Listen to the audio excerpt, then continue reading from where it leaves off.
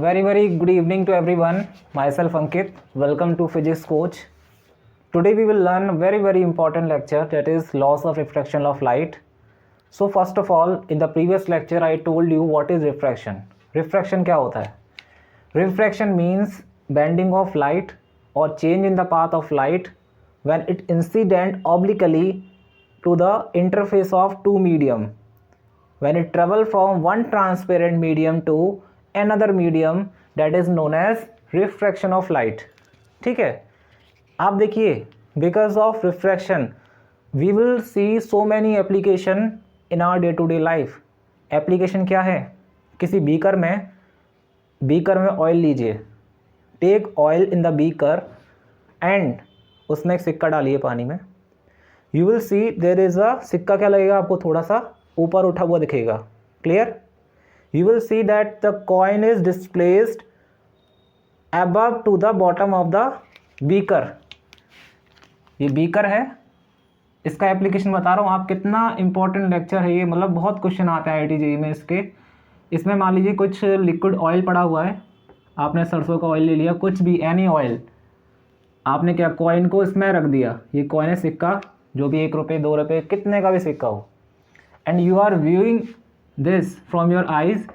What happen, this coin looks, आपको यहाँ नहीं लगेगा, ये थोड़ा सा it displace upward to the base. ये जो बेस है इस बीकर का, इससे थोड़ा उठा हुआ दिखेगा. यानी कि इस कॉइन की जो हाइट है, ये मान लीजिए h हाइट पर है, यानी कि टॉप से अगर इसकी हाइट, ये बीकर का जो टॉप है आपका, अगर यहाँ से इसकी हाइट h है, h हाइट तक ये h डेप्थ तक ये बैठा हुआ है कॉइन, आपको क्या लगेगा? Because of refraction what happen. देखिए, अगर मान लीजिए लिक्विड नहीं होता, ये लिक्विड नहीं होता, तो आप जो देख रहे हैं लाइट सीधी जाती, ठीक है, लाइट सीधी जाती, लेकिन रिफ्रैक्शन की वजह से क्या होगा, लाइट कुछ ना कुछ बैंड होगी और ये कॉइन क्या होगा, कॉइन क्या करेगा, आपको थोड़ा ऊपर उठा हुआ दिखेगा.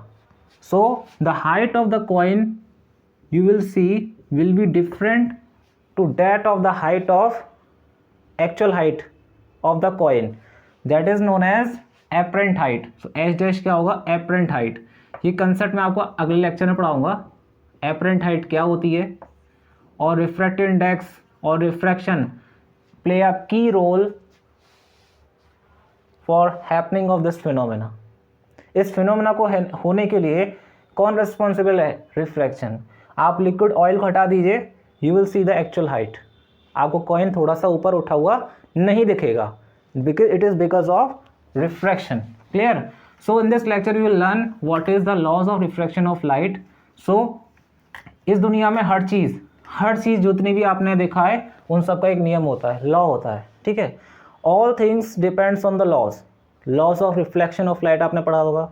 इन the similar way there is a laws of refraction of light. So what are these laws? पहला लॉ तो क्या है, देखिए बहुत सिंपल है. ये एक इंटरफेस है, इंटरफेस ऊपर क्या है, मान लीजिए medium 1, this is medium 2. Any medium, it can be air glass, air water, air diamond, air kerosene, any medium. Clear? So what is the first laws of reflection? देखिए, ये आपका क्या है, interface, this is the interface. Light ऐसे incident करी, ठीक है, this is normal, और लाइट कैसे चली गई, ऐसे चली गई, जानी थी ऐसे, लेकिन क्या हुआ, थोड़ा सा बैंड हुआ. This is R, this is I. ठीक है. So first law tell what, the incident ray, this is incident ray IN, this is refracted ray, this is normal, all lie in the same plane. The incident ray, refracted ray and the normal all lie in the same plane. तो आपको दिख भी रहा है, just see, ये आपका क्या है, नॉर्मल, ये इंसिडेंट है, ठीक है, ये इंसिडेंट है, ये मान लीजिए नॉर्मल है, इंसिडेंट है, और रिफ्रैक्शन क्या है, रिफ्रैक्टेड रे, ये हो गई. देख रहे हैं आप? So all these rays lie in the plane of board. So all these rays lie in the plane of paper. All lie in the same plane. Clear? Same plane का मतलब समझना है आप लोगों को? बताइए, एनी डाउट? किसी कोई डाउट बताइए? ओके, सो फर्स्ट लॉ यही है कि incident ray, reflected ray, normal ray all lie in the same plane. So you can note down the definition. The incident ray, reflected ray and the normal ray all lie in the same plane. Second law क्या कहता है? बहुत आसान है. After note down this point, please write down. देखिए, if you calculate what is sine i, angle आप निकाल लें कितना है, मान लीजिए 45 डिग्री. आर में क्या होगा? कम होगा. साइन आर निकाल लिया. तो according to Dutch scientist Snell's Willebrord, according to the scientist Willebrord Snell, he gave, that's why second law is also known as Snell's law of refraction. हम लोग इसको सेकेंड लॉ बोलते हैं, लेकिन इसका एक और नाम होता है Snell's law of refraction, because it is given by the Dutch scientist Willebrord Snell. Clear? Snell's law of refraction. ये बहुत ही ज़्यादा इंपॉर्टेंट है. मैं बता सकता हूँ कि ये इतना ज़्यादा इंपॉर्टेंट है कि इतनी प्रॉब्लम्स हैं आपकी IIT JEE में, नीट में, all can be solve from only this law. सिर्फ इसी लॉ से आप कैसी भी प्रॉब्लम हो ऑप्टिक्स की, यू कैन सॉल्व. सो ये लॉ है, बोलता क्या है कि जो sine i upon sine r है, इसकी वैल्यू क्या रहती है? कांस्टेंट वैल्यू आती है. और ये कांस्टेंट वैल्यू क्या होती है? Yes, constant value is equal to the refractive index of medium two with respect to the medium 1. 1 mu 2 का मतलब क्या है? I will tell you. इसमें बहुत कन्फ्यूजन रहता है बच्चों को कि 1 म्यू 2 क्या है, 2 म्यू 3 क्या है. ये सारा कुछ I will explain in this lecture. What is 1 mu 2? 1 mu 2 का मतलब क्या है? देखिए, लिख लीजिए. 1 म्यू 2 इसका मीन्स क्या है? रिफ्रैक्टिव इंडेक्स ऑफ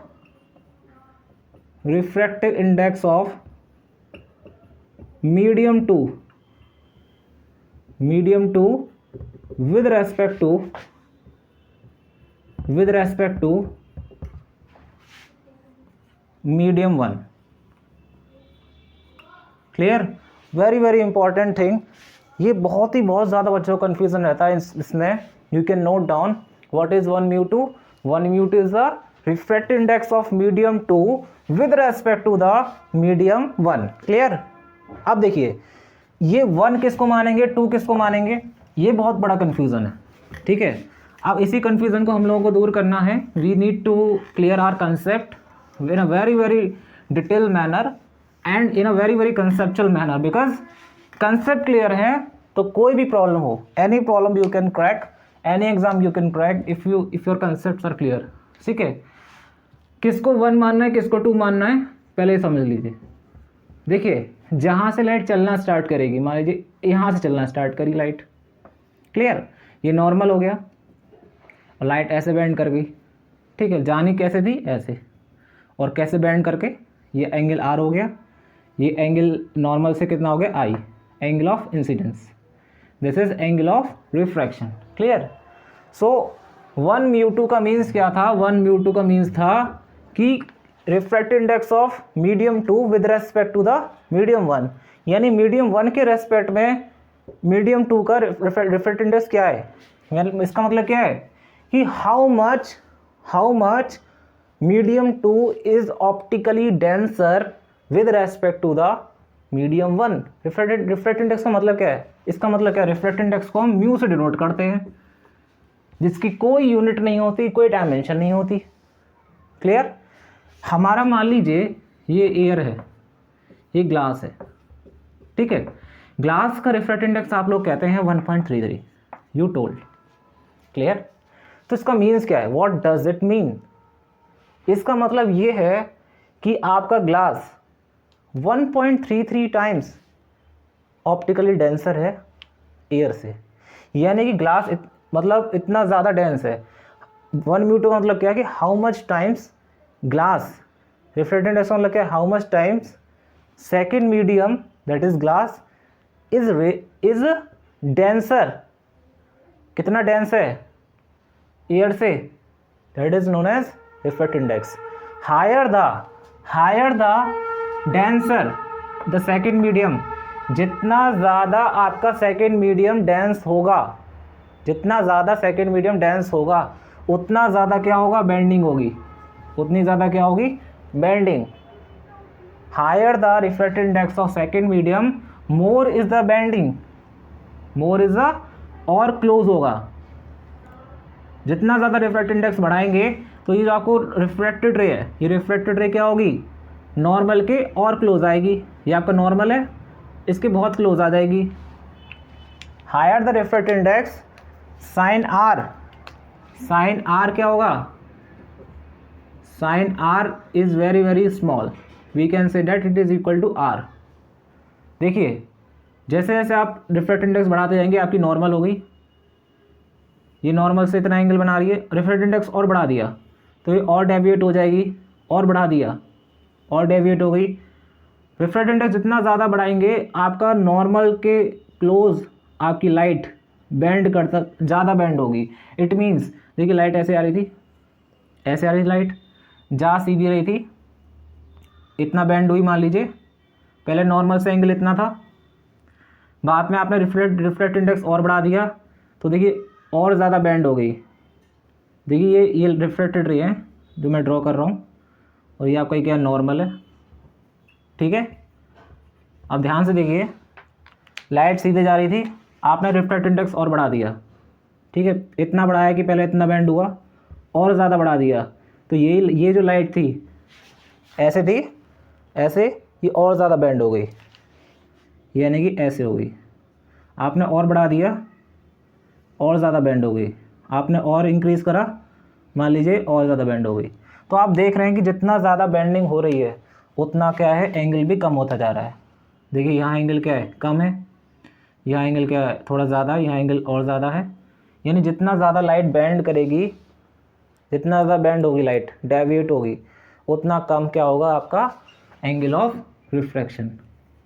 यानी more the refractive index more is the bending towards normal. Clear, light उतना ज़्यादा क्या होगी आपकी, बेंड करेगी। समझ आ गया आप लोगों को। सो ये depends on the refractive index of medium two. अब हम कहते हैं, मान लीजिए कि कभी कोई आपसे कहे, एयर को कभी कोई वैक्यूम भी मान लेते हैं, यहाँ पर एयर और वैक्यूम मतलब एग्जैक्टली सेम मान लेते हैं, ठीक है।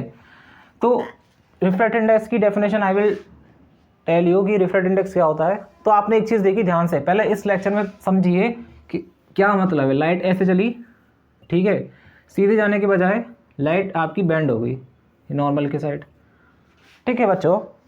अब ध्यान से देखिए कि लाइट बेंड होना किस पे डिपेंड कर रहा है, it depends on the characteristics of second medium, कि हमारा सेकेंड मीडियम कितना ज़्यादा डेंस है as compare to first media, it depends on that.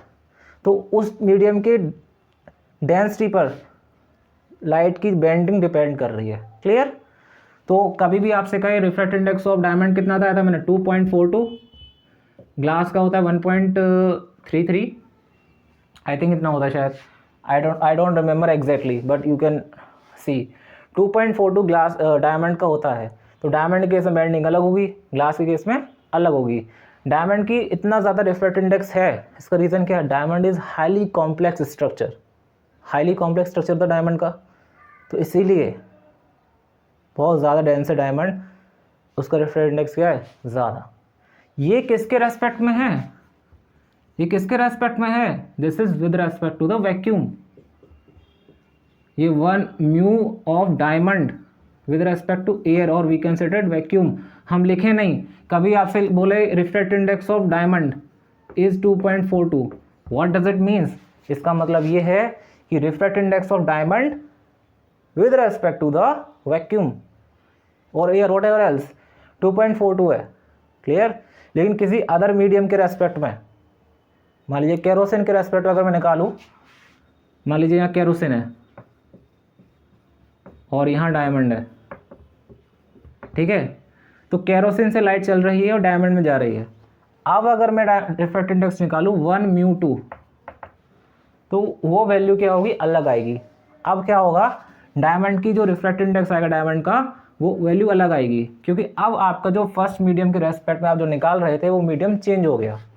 तो फर्स्ट मीडियम के रेस्पेक्ट में डायमंड का अब जो आएगा रिफ्रैक्टिव इंडेक्स अलग आएगा। पहले क्या था 2.42, ये एयर के रेस्पेक्ट में।